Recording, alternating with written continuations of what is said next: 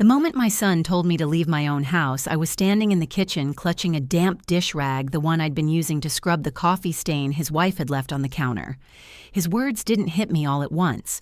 They seeped in slowly like ink spreading through water, each one slicing deeper as their meaning took hold. "Mom, it's time you found somewhere else," he said, his voice flat, as if he were discussing the weather. "This isn't your place anymore." I looked at him. My Daniel, the boy I'd rocked through sleepless nights, the teenager I'd driven to soccer practice, the man I'd loved through every mistake, and I saw someone I didn't recognize. The dish rag hung limp in my hand, and I remember staring at that stubborn coffee stain, smudged, but still there, a quiet mirror of my place in this house. My name is Evelyn Harper, and I'm 67 years old. For 42 years, I've lived in this house, a two-story with creaking floors and windows that whistle in the winter. I raised 2 children here, buried a husband here, and watched the world shift through the lace curtains I hung when I was a young bride. This house isn't just walls and beams, it's the keeper of my memories, the witness to my joys and sorrows. I was a homemaker, a mother, a wife to Thomas, who loved me with a fierceness that made the world feel safe. When cancer took him 7 years ago, it left a hole nothing could fill. I thought my family would be my anchor, but instead they became my unraveling. It wasn't just Daniel's words that cut me that day. It was the years leading up to it, the slow erosion of my place in their lives. His wife Claire would sigh when I offered to cook, saying, "We don't need your old recipes, Evelyn." My daughter Sarah, who lives 3 states away, hasn't called in months, not even on my birthday. My grandchildren, once my little shadows, now snicker when Claire calls me the help behind my back, thinking I can't hear. I've become a ghost in my own home, expected to clean, to serve, to fade away when I'm not needed. And the worst part, I let it happen. I let them whittle me down until I was nothing but a shadow of the woman I used to be. The first wound came long before that kitchen moment, though it feels like a lifetime ago. It started when Thomas died. He was my mirror, the one who saw me when I was just a tired mother with flour on her apron, or a grieving widow with tears in her eyes. "You're enough, Evelyn," he'd say, his hand warm on mine. "You're everything." Without him, the world turned gray, and I leaned on Daniel and Sarah to fill the emptiness. But Daniel had Claire, and Claire had her own vision of family, one that didn't include me. 3 years ago, when they fell on hard times, I opened my home to them. I thought it would mend the distance between us, bring back the closeness we'd lost. Instead, it built a chasm. Claire would rearrange my furniture without asking, toss out my mother's china, call it junk. Daniel would stand by, avoiding my gaze, his silence louder than any words. I'd find myself apologizing for existing, for taking up space in the home Thomas and I had worked so hard to own. We'd paid off the mortgage with years of sacrifice, me, picking up shifts at the diner when Thomas was laid off him, working overtime at the factory. This house was ours, a testament to our love, our grit. Yet there I was, reduced to a tenant in my own life, tiptoeing around Claire's moods and Daniel's indifference. That day in the kitchen, something inside me fractured. Daniel stood there, hands shoved in his pockets, while Claire lingered behind him, her lips curled in a smirk that said she'd already won. "We're thinking of selling," he said. "There's a senior home downtown. It's nice. They have bingo crafts, that kind of thing." Crafts. As if I were a child to be occupied, not a woman who'd sewn his school uniforms, who'd stayed up nights helping him with math homework, who'd given everything to make him who he was. I wanted to scream, to hurl the dish rag at his feet, to shout that this was my house, my heart. But my throat closed up, and all I could manage was a weak, "I'll think about it." I retreated to my room, the smallest bedroom in the house, the one I'd taken so Claire could have her yoga space. It used to be mine and Thomas's, where we'd laugh and dream and hold each other through the hard days. Now it felt like a storage closet for a life I no longer lived. I sat on the edge of the bed, the air heavy with the lavender scent I'd always loved, though it seemed to mock me now. On the nightstand was a photo of me and Thomas taken on our 25th anniversary. We were under a willow tree, his arm around me, both of us laughing like the world could never hurt us. I traced my finger over his face, the glass cool under my touch, and whispered, "What do I do, Thomas? How do I go on?" No answer came that night. I lay awake, the house creaking around me as if it were morning too. I thought of the years I'd spent giving meals, love, forgiveness, only to be told I was no longer wanted. I thought of Claire's smirk, Daniel's coldness, Sarah's absence, which hurt like a betrayal of its own. And I thought of that word, help, how it had become my identity, my cage. I'd been their servant, their burden, their afterthought. The weight of it pressed against my chest, making it hard to breathe. The next morning, I rose before dawn, as I always did, and made coffee. Not for them, but for me. I sat at the kitchen table, the one Thomas had carved our initials into hidden beneath a tablecloth Claire insisted on. I sipped the coffee slowly, letting its warmth seep into my hands, my heart. Claire came downstairs, her hair in a messy bun, eyes glued to her phone. "Evelyn, can you mop the floors today?" she asked, not even looking at me. "It's filthy." For the first time in years, I didn't respond. I didn't nod, didn't agree, didn't move. I just sat there, my hands wrapped around the mug, and watched her walk away, her footsteps sharp against the floor.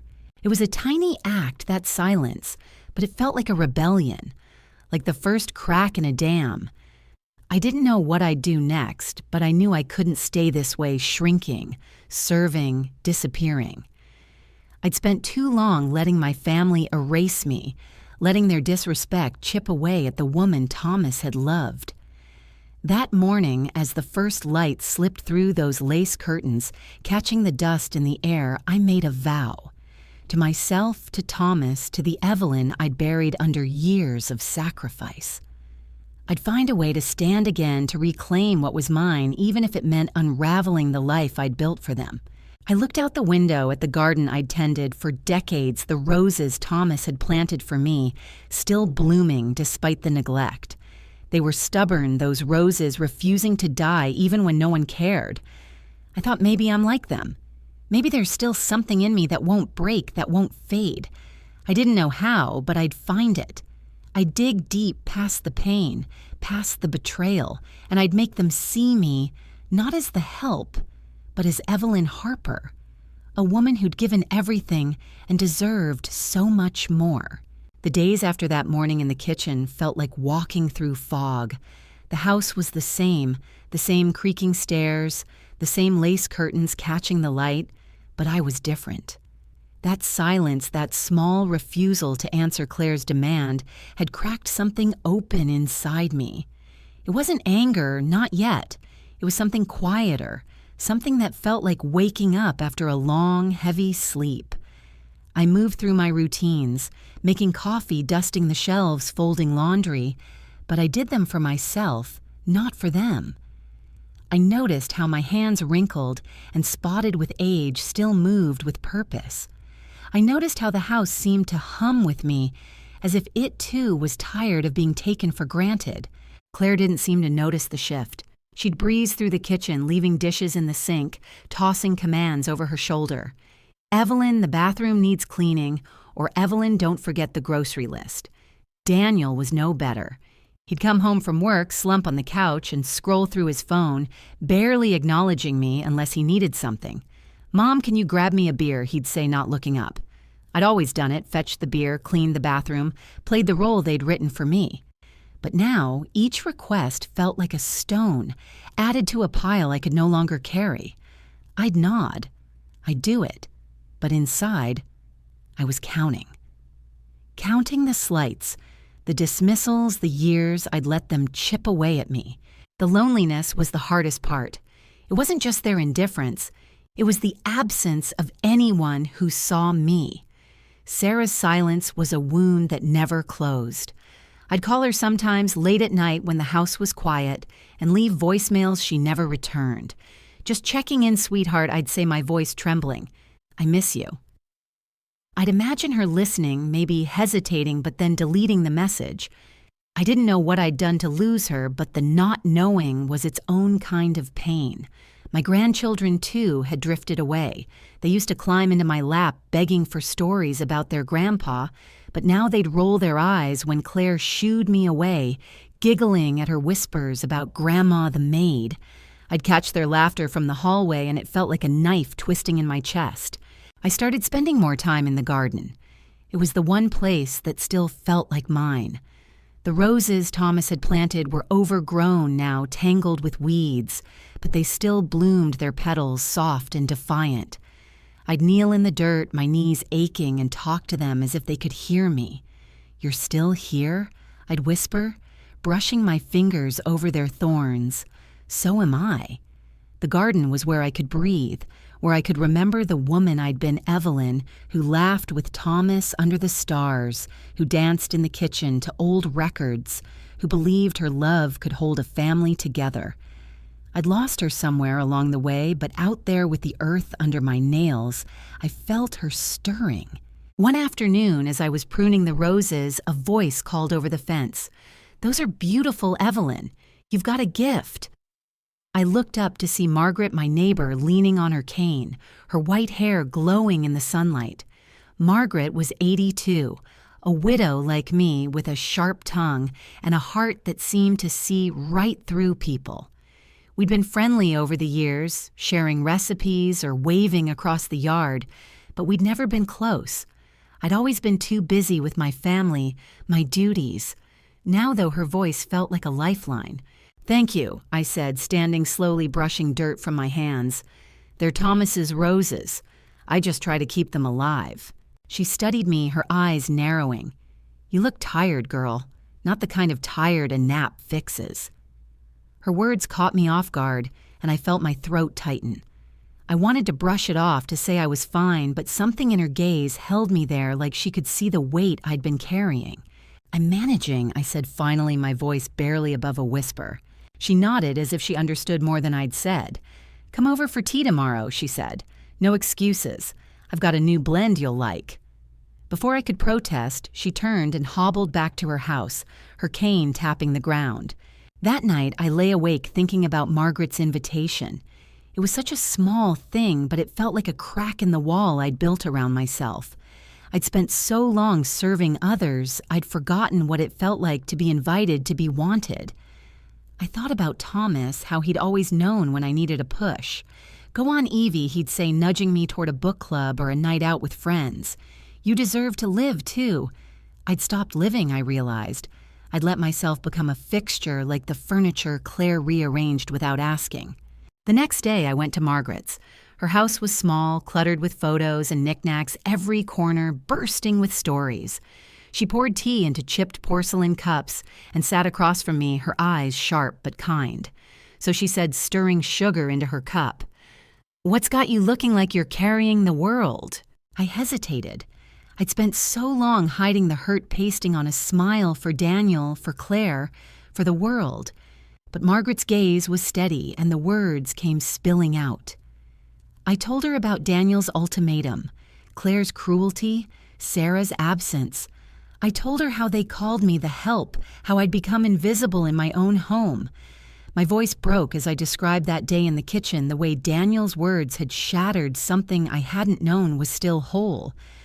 Margaret listened, her hands folded, her face unreadable. When I finished, she leaned back and said, "Evelyn, you've been letting them steal your light. You're not their servant. You're a woman who's given too much to people who don't deserve it." Her words hit me like a slap, not cruel, but true. I wanted to argue, to say I'd done it for love, for family. But the truth was, I'd done it because I didn't know how to stop. I'd thought my worth was tied to what I could give, and now that they didn't want it, I felt like nothing. "You've got fight in you," Margaret said, her voice firm. "I see it in the way you tend those roses. You just need to turn it inward. Fight for yourself for a change." She reached across the table and squeezed my hand. her grip surprisingly strong. Start small. Say no to something. Take something back. I left her house with my heart pounding, her words echoing in my mind. That evening, when Claire asked me to iron her blouse for a meeting, I looked at her and said, "I'm busy." It was a lie. I had nothing planned, but the words felt like a victory. Claire blinked, surprised, then shrugged and walked away. It was a tiny moment, but it was mine. I went to my room and sat by the window watching the sunset paint the sky in shades of pink and gold. For the first time in years, I felt a flicker of something like hope. The next morning, I went back to the garden. As I worked, I thought about Margaret's words about fighting for myself. I didn't know what it would look like, but I knew I couldn't stay the help any longer. I thought about Thomas, how he'd always believed in me even when I doubted myself. I thought about the house, the life we'd built, the love we'd poured into every corner. It was mine, not theirs. And maybe, just maybe, I could find a way to take it back. I started noticing things I hadn't before: the way the roses seemed to lean toward the sun, the way the house groaned at night like it was speaking to me. I started listening to myself, too, to the quiet voice I'd ignored for so long. It was telling me I was still here, still Evelyn, still worth something. I didn't know how to reclaim my place, but I knew I'd try. One small step, one small spark at a time. The garden became my sanctuary in the weeks that followed. Each morning before the house woke, I'd slip outside with a mug of coffee and lose myself in the roses. The thorns pricked my fingers, but I didn't mind. The sting felt honest grounding. I'd talk to Thomas as I worked my voice low so no one would hear. I'm trying, I'd say, pulling weeds or trimming dead blooms. I'm trying to find my way back. The roses didn't answer, but their stubborn beauty blooming despite years of neglect felt like a promise that I could do the same. I started to see myself in them not just as a woman who'd been discarded, but as someone who could still grow, still stand tall. Inside the house, though, the air was heavy. Claire's demands didn't stop, though I noticed she'd hesitate when I didn't jump to obey. Evelyn, the sinks clogged. She'd say, her tone sharp, but when I'd reply, "I'll get to it later," her eyes would narrow like she sensed the ground shifting beneath her. Daniel was harder to read. He'd always been my quiet boy, the one who'd curl up next to me during thunderstorms, but now his silence felt like a wall. He'd mumble thanks when I set dinner on the table, but he never looked at me, not really. It was as if I'd become part of the furniture, useful, but not worth noticing. The loneliness gnawed at me, especially at night. I'd lie in my small bedroom, the walls closing in, and think about Sarah. I'd stopped leaving voicemails, but the ache of her absence never dulled. I'd scroll through old photos on my phone, her as a little girl with pigtails, her at her high school graduation, her wedding day when she'd hugged me and said, "I'll always need you, Mom." Where had that girl gone? I wondered if she knew how her silence hurt, if she cared.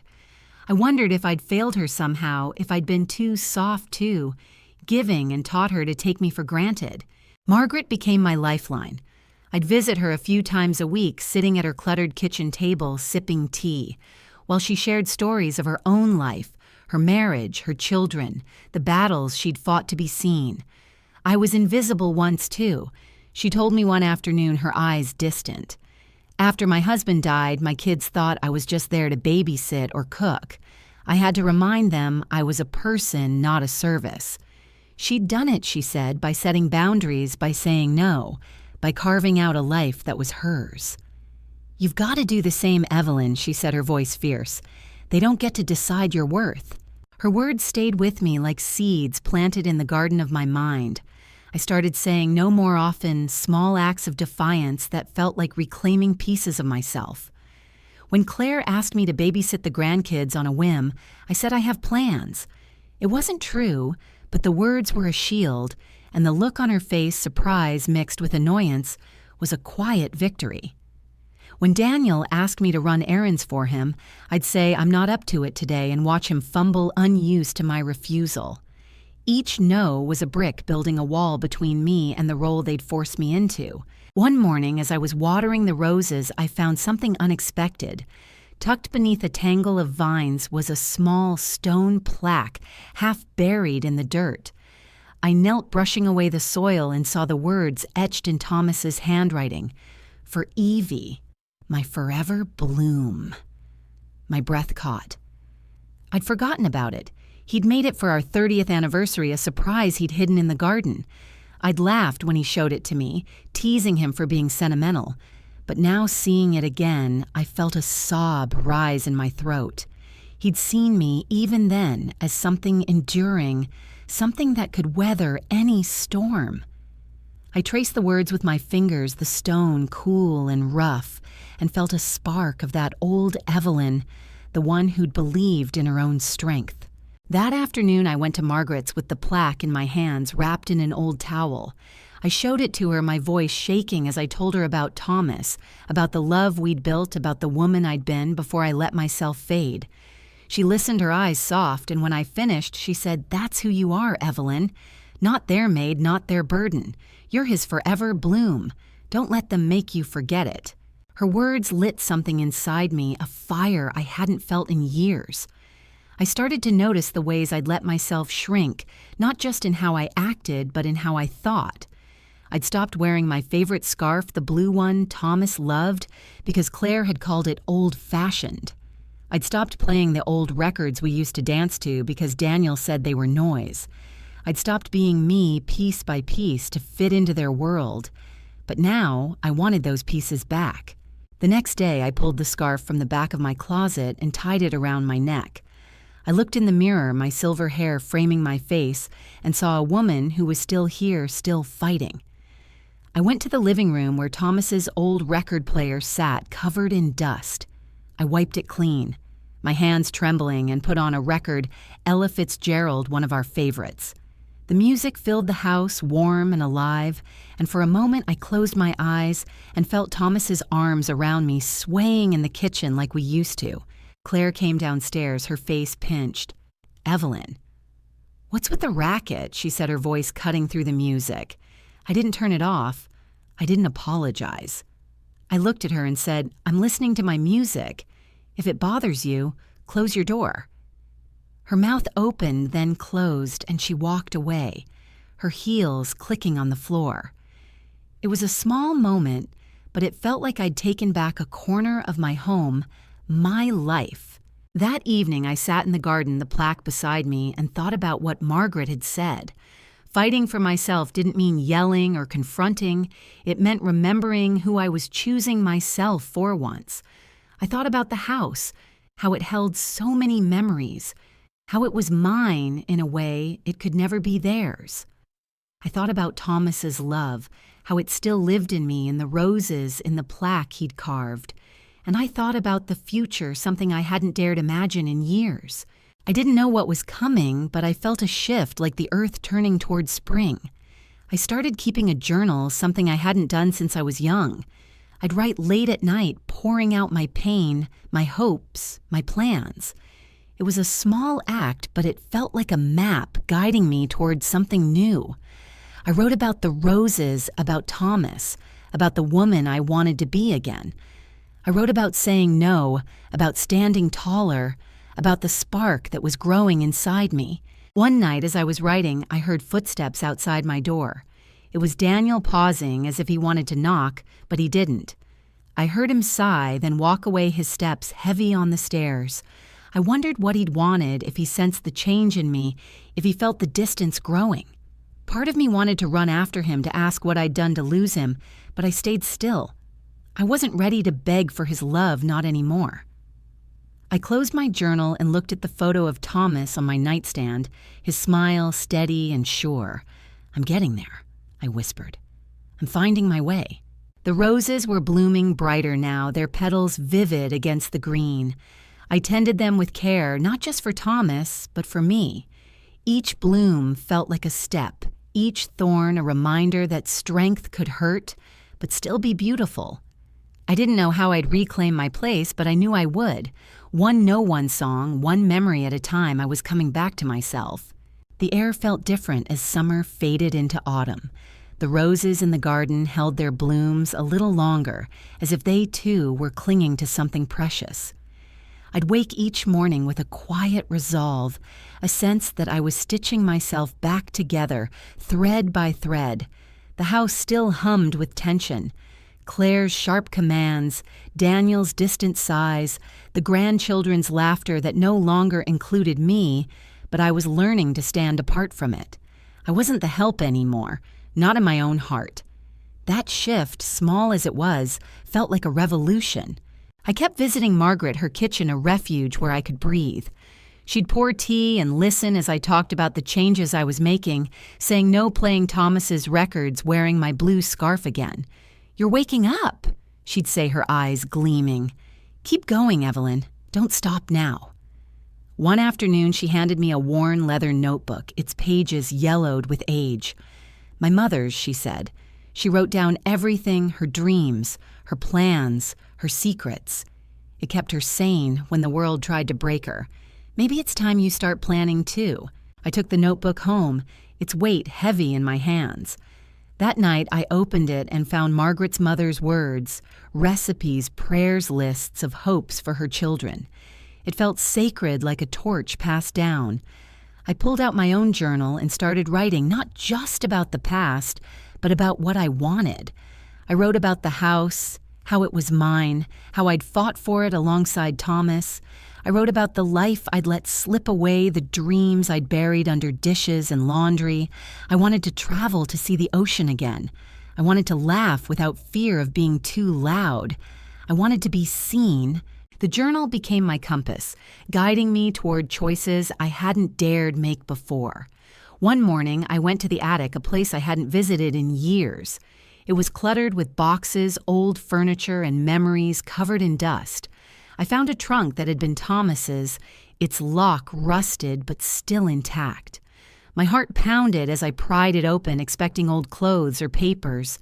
Instead, I found a folder, its edges worn, labeled in his handwriting, "For Evie." Inside were documents, bank statements, property deeds, a letter in his slanted script. My hands trembled as I read it. "Evie, my love," it began. "If you're reading this, I'm gone, but I need you to know you're taken care of. The house is yours always. I set up a trust just for you so no one can take it away. There's money, too, in the account listed here. Use it to live, to be happy. You've given so much. Now it's your turn. I love you forever. Thomas." I sat back the letter, shaking in my hands. A trust. Money. The house mine, not just in memory, but in law. I'd known we'd paid off the mortgage, but this was something else. Thomas had planned for me, protected me even when he knew he wouldn't be here. Tears streamed down my face, not just for him, but for the years I'd forgotten his faith in me. I'd let Claire and Daniel make me feel like a burden, when all along I'd held the keys to my own freedom. I didn't tell anyone about the trunk, not yet. It felt too raw, too sacred. But it changed me. I walked through the house with a new awareness, knowing it was mine in a way they could never claim. When Claire snapped at me to clean the windows, I looked at her and said, "Hire someone. I'm not your maid." Her eyes widened, but she didn't argue. Daniel, too, seemed to notice the change. He'd watch me sometimes, his brow furrowed like he was trying to figure out what had shifted. I didn't explain. I didn't owe them that. I started making plans, quiet ones. I called the bank listed in Thomas's letter, my voice steady as I asked about the trust. The woman on the phone was kind, confirming the account was active, the funds substantial enough to live comfortably to start over. I hung up, my heart racing. For the first time in years, I saw a future that wasn't tied to serving others. I could leave travel, buy a small cottage by the sea, but I wasn't ready to walk away, not yet. This house was more than a building. It was my battleground, the place where I'd reclaim myself. I began to take back the house in small ways. I moved my things out of the tiny bedroom and back into the master where Thomas and I had slept. Claire had turned it into her office, but I didn't ask permission. I carried her desk to the hall, my arms aching but my spirit light. When she came home and saw she stormed into the kitchen, her face red. What the hell, Evelyn? That's my space. It's my room, I said, chopping carrots for dinner, my voice calm. You can use the guest room for your office. She sputtered, but I didn't look up. Daniel came in drawn by her shouting, and for a moment I thought he'd take her side. But he just sighed and said, "Let it go, Claire."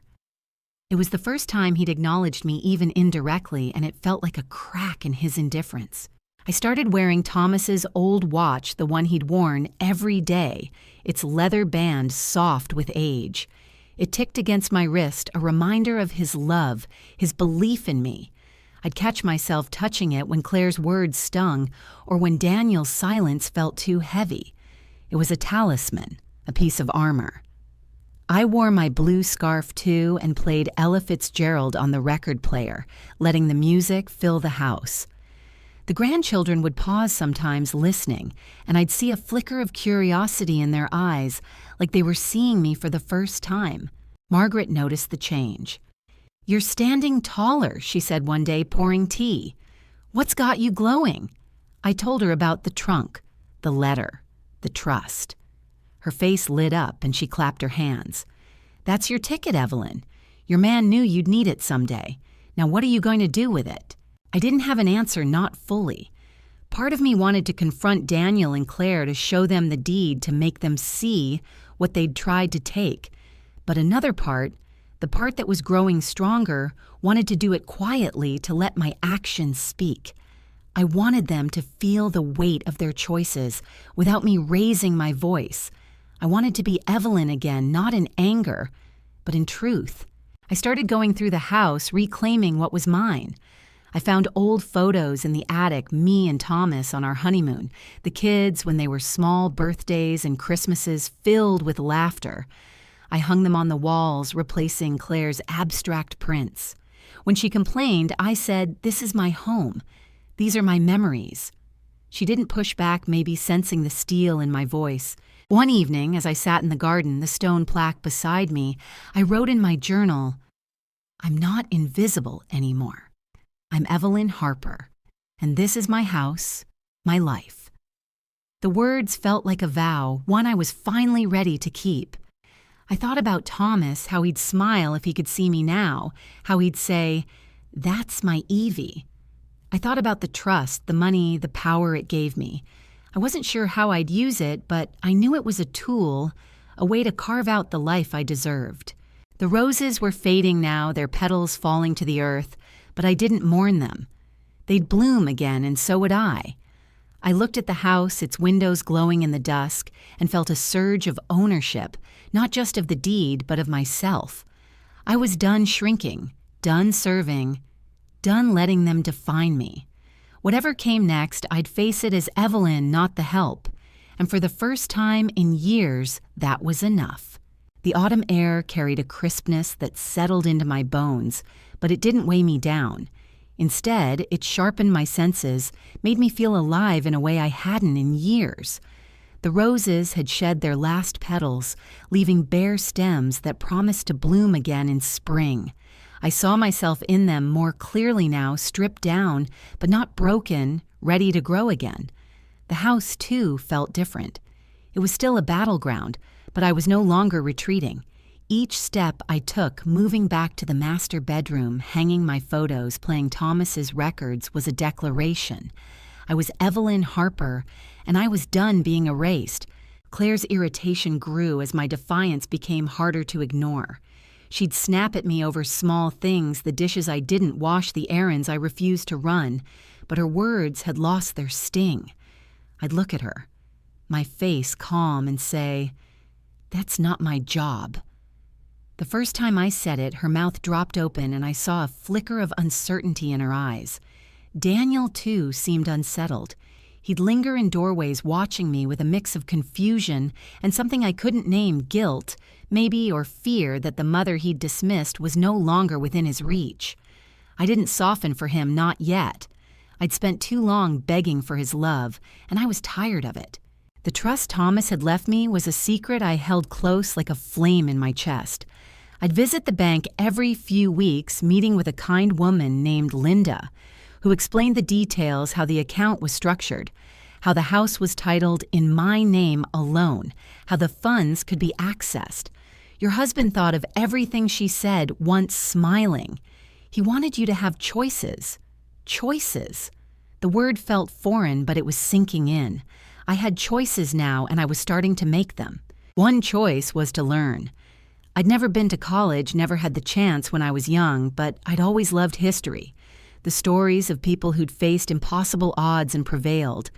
I signed up for a community college course, a night class on American women's history, held in a small classroom that smelled of chalk and old books. The first night I sat in the back, my hands trembling as I opened a notebook. The other students were younger, their faces bright with ambition, but the professor, a woman with gray hair and a warm voice, looked at me and said, "Welcome, Evelyn.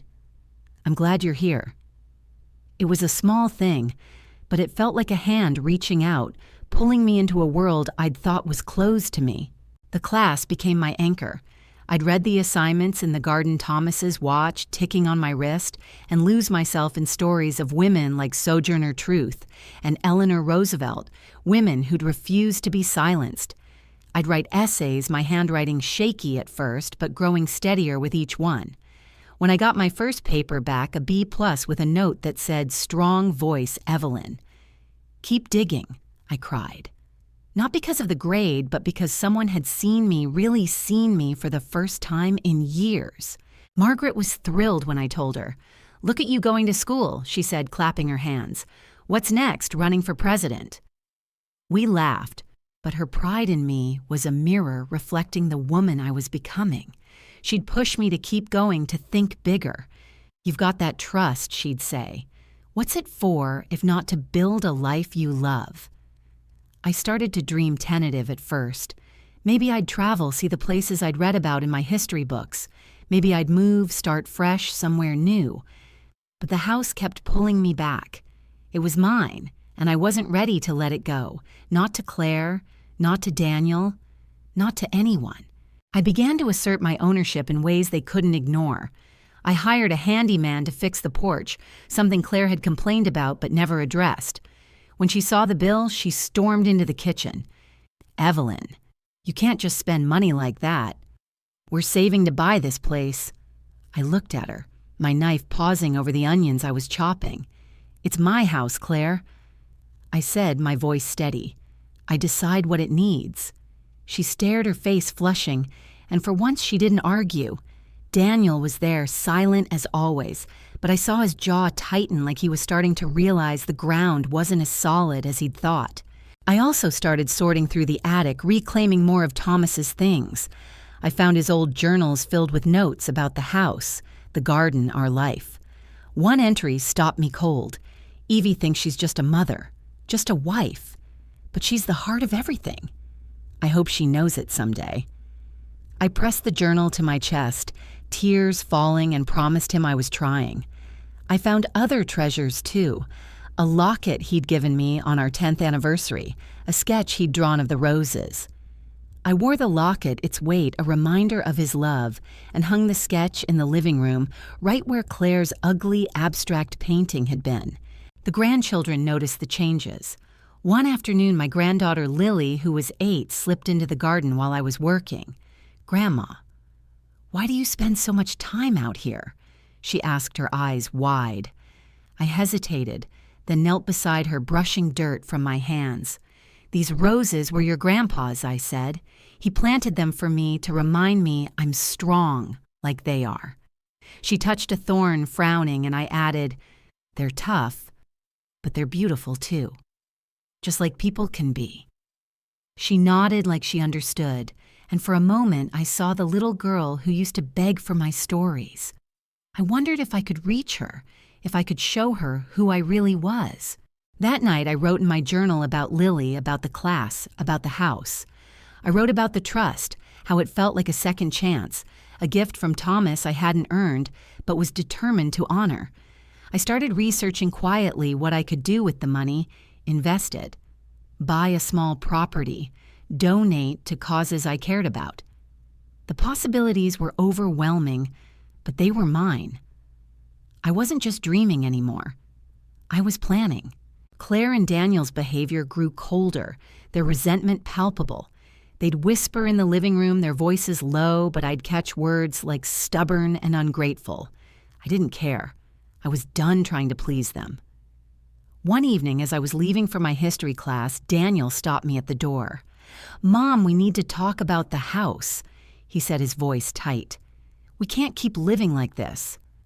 I looked at him, my son, and saw the boy he'd been, but also the man who'd told me to leave. "Not now," I said, pulling my coat tighter. "I have class." I walked out, leaving him standing there, and felt a surge of power, like I'd reclaimed a piece of the life he'd tried to take. The class was on women's suffrage that night, and as the professor spoke about the women who'd marched, who'd been arrested, who'd refused to be silenced, I felt a fire in my chest.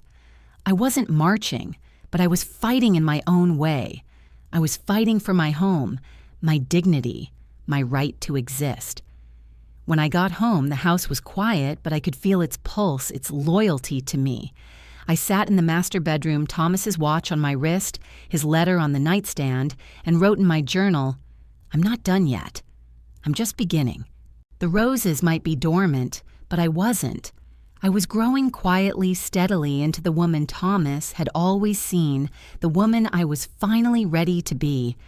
I didn't know how it would end, but I knew I'd face it on my terms with my head high and my heart full. Winter crept into the garden, frosting the bare rose stems and turning the earth hard under my feet. The house felt colder too, not just from the season, but from the growing distance between me and the family I'd once held so close. Claire's sharp glances and Daniel's heavy silences were constant now, like a storm brewing just out of sight. But I was no longer afraid of it. I'd found my footing rooted in the trust Thomas had left me in the history class that gave me purpose in the small acts of defiance that had become my armor. I was Evelyn Harper, and I was reclaiming my life one deliberate step at a time. My history class had become more than an anchor. It was a mirror reflecting the strength I'd forgotten I had. Each week, I'd sit in that chalk-dusted classroom, listening to stories of women who'd carved their place in a world that tried to erase them.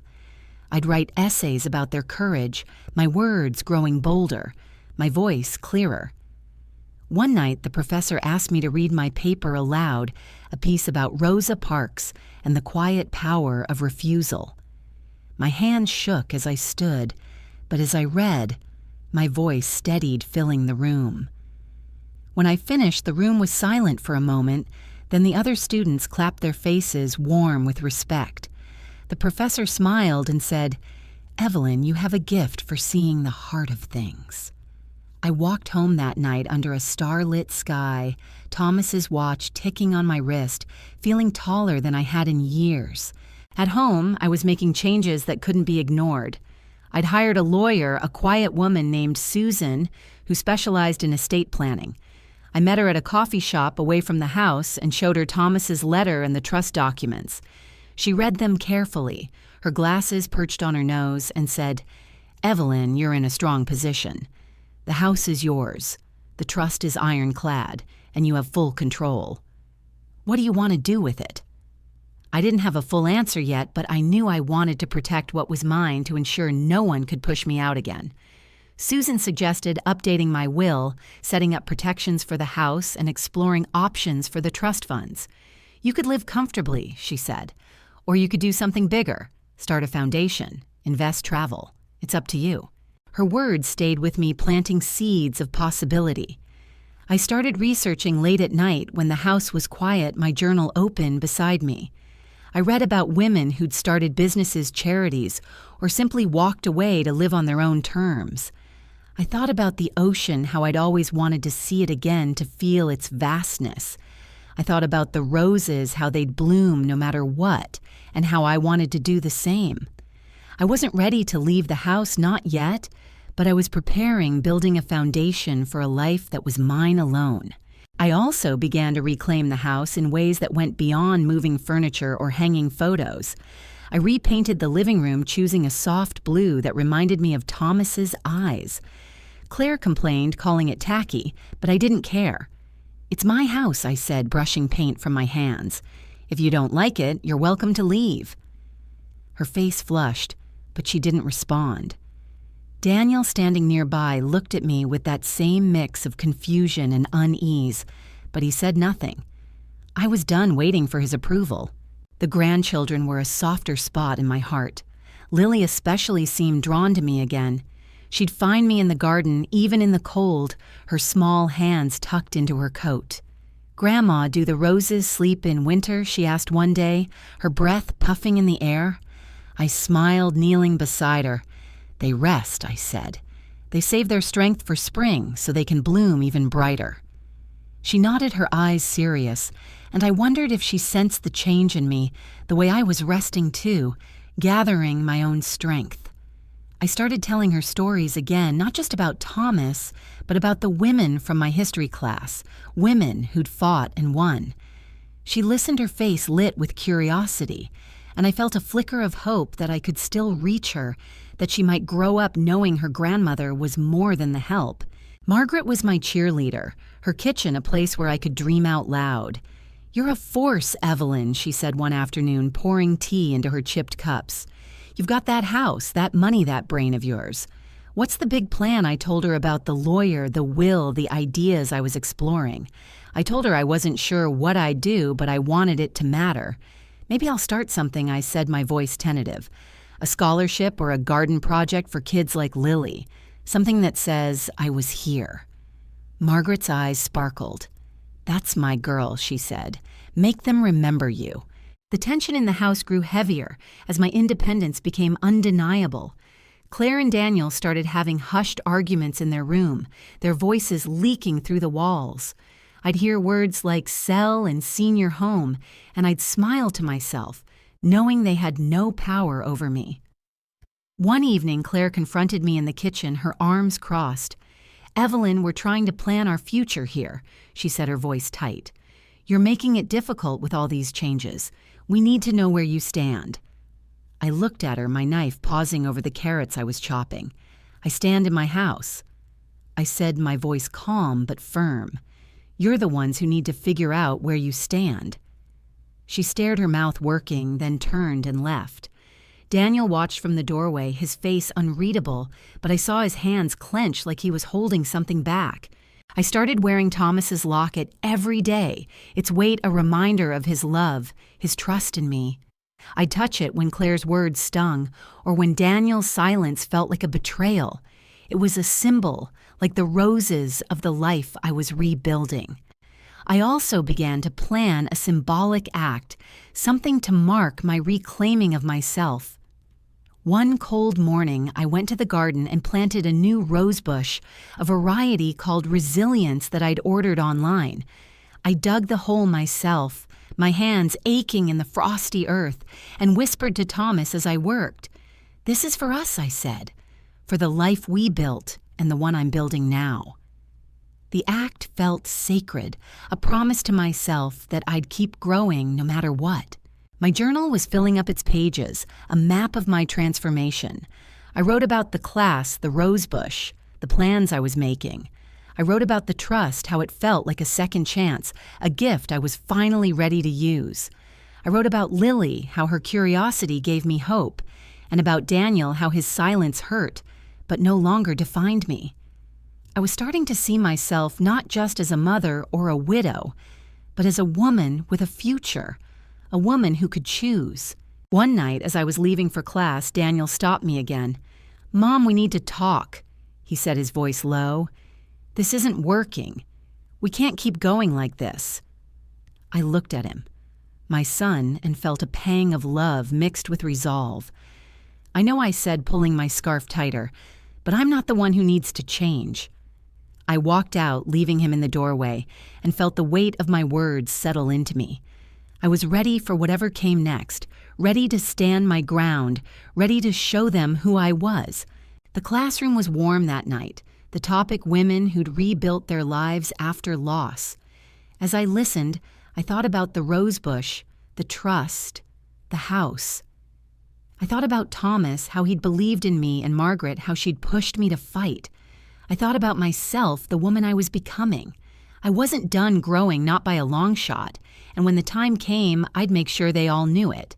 Winter tightened its grip, the garden now a quiet expanse of frost and bare earth, but the rosebush I'd planted stood firm, its roots settling into the soil. Inside me, something was settling too, a certainty, a clarity that had been building for months. The house was no longer just a battleground. It was my stronghold, a testament to the life Thomas and I had built, and the life I was reclaiming. Claire and Daniel's resentment had hardened into something palpable. Their whispers and sidelong glances a constant undercurrent, but I was done shrinking from them. I was Evelyn Harper, and I was ready to show them the truth. The history class had ended my final paper, a study of women who'd rewritten their legacies, earning an A and a note from the professor. Evelyn, your voice is powerful. Don't stop using it. I framed the paper and hung it in the master bedroom next to Thomas's sketch of the roses. It was a small act, but it felt like a declaration, a reminder that I was more than the role they'd forced me into. I'd enrolled in another class for the spring, this one, on memoir writing, determined to keep growing, to keep telling my story.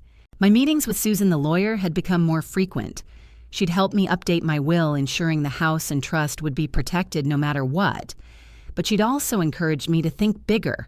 You could sell the house, she said one day, stirring sugar into her coffee, or keep it and lease it out.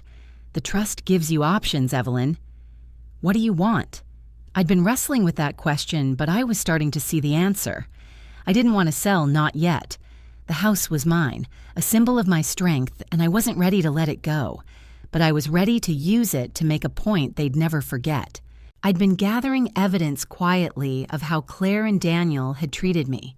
Not for revenge, but for clarity, for the moment I knew was coming. I kept a small notebook separate from my journal, where I noted their words, their actions, the times Claire called me, the help the day Daniel told me to leave, the way they'd planned to sell what wasn't theirs. I'd also collected documents from the attic, including the original deed, the mortgage payoff letter, and Thomas's trust papers. They were my armor proof of what was mine, and I was ready to wield them. The moment came on a cold February evening, the house quiet except for the crackle of the fireplace. Claire and Daniel had been talking about selling again, their voices loud enough to carry into the kitchen where I was sipping tea. "We'll get a good price," Claire said, her tone smug. "The market's hot and Evelyn's not going to fight us. She'll move to that senior place." Daniel murmured something I couldn't hear, but it was enough. I set my tea down, my hand steady, and walked into the living room. They looked up, startled, as I stood in the doorway, Thomas's locket warm against my chest. "You're not selling this house," I said, my voice calm but unyielding. Claire laughed, a sharp, dismissive sound. "Evelyn, come on. You can't afford to stay here. We're doing you a favor." Daniel shifted his eyes on the floor, but he didn't speak. I looked at him, my son, and felt a pang of grief for the boy he'd been, but it didn't stop me. I walked to the table where I'd placed a folder earlier that day and opened it. "This is the deed to the house," I said, sliding it toward them. "It's in my name and mine alone. Thomas and I paid it off years ago." Claire's smirk faltered, but she didn't speak. I pulled out another document, the trust agreement. "This is the trust Thomas set up for me. It ensures I own this house, and it provides enough money for me to live comfortably wherever I choose." I paused, letting the words sink in. "You have no claim to this house." "None." Daniel's head snapped up, his face pale. "Mom, what are you talking about? We've been living here helping with the bills," I cut him off, my voice steady. "You've been living here because I allowed it. You've treated me like a servant in my own home, called me the help, told me to leave. But this is my house, and I decide who stays." Claire's face was red now, her hands clenched. "This is ridiculous," she spat. "You can't just kick us out." I looked at her, my gaze unwavering. "I'm not kicking you out. I'm giving you 30 days to find somewhere else. If you're not gone by then, I'll have my lawyer take care of it." I slid a final document across the table, a notice of eviction drafted by Susan. "This is legal and it's binding. You can read it if you'd like."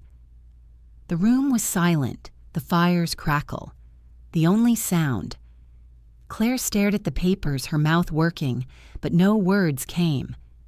Daniel looked at me, his eyes wide like he was seeing me for the first time.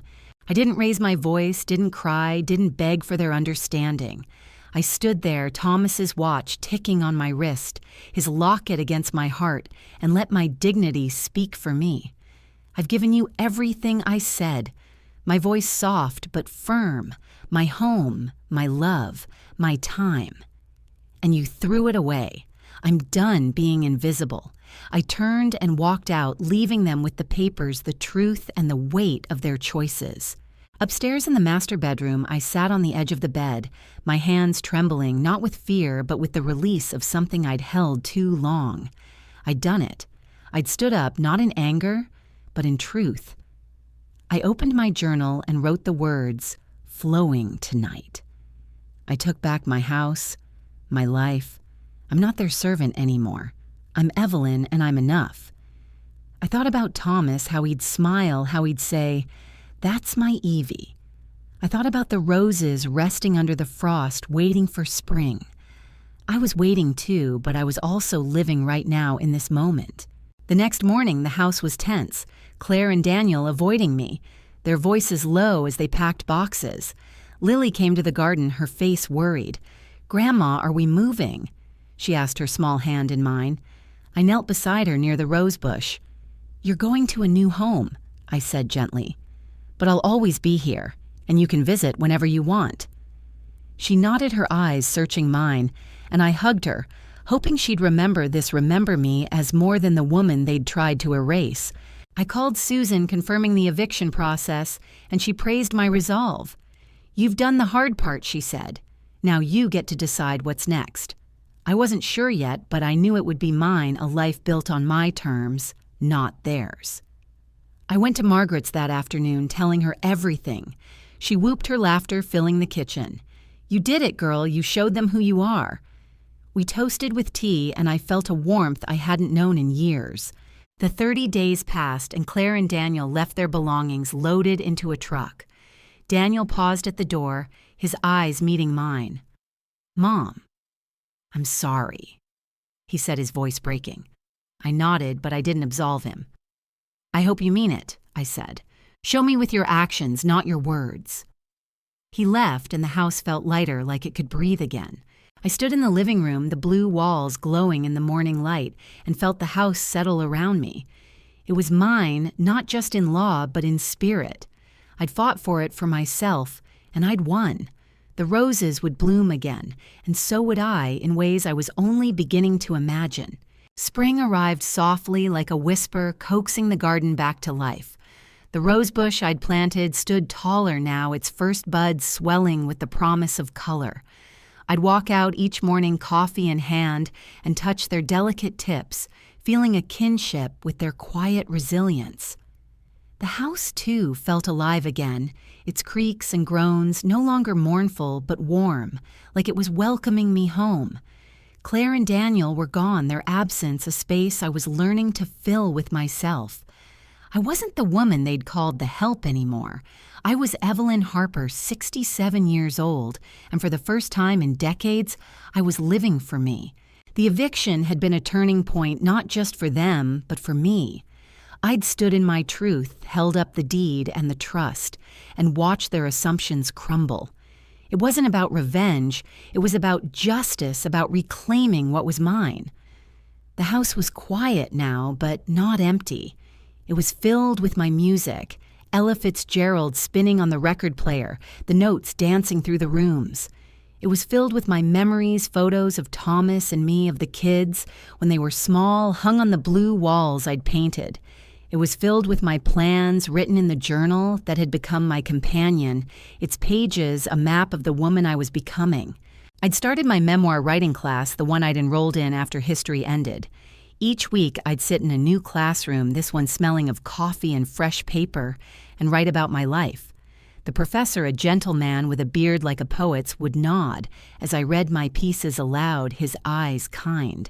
"Evelyn, you have a story worth telling," he said once, and I believed him. I wrote about Thomas, about the roses, about the years I'd spent serving others. I wrote about the day I handed Claire and Daniel the eviction papers, how my voice had been steady, how my heart had been full. The other students, some younger, some my age, would listen, their faces soft with understanding, and I'd feel seen not as a mother or a widow, but as a woman with a voice. Margaret was my biggest cheerleader, her kitchen still my refuge. "You're writing a book," she'd say, clapping her hands, her eyes bright with pride. "You're going to make them all sit up and listen." I'd laugh, but her belief in me was a gift, one I carried into every choice I made. I told her about my plans, not just the writing, but the bigger ones. I was working with Susan the lawyer to set up a scholarship fund, with part of the trust money one, for older women returning to school. Women like me who'd been told their time had passed. "It's for Thomas," I said, "and for me, and for every woman who's been made to feel small." Margaret raised her teacup in a toast, and we drank to new beginnings. Lily was a light in my days.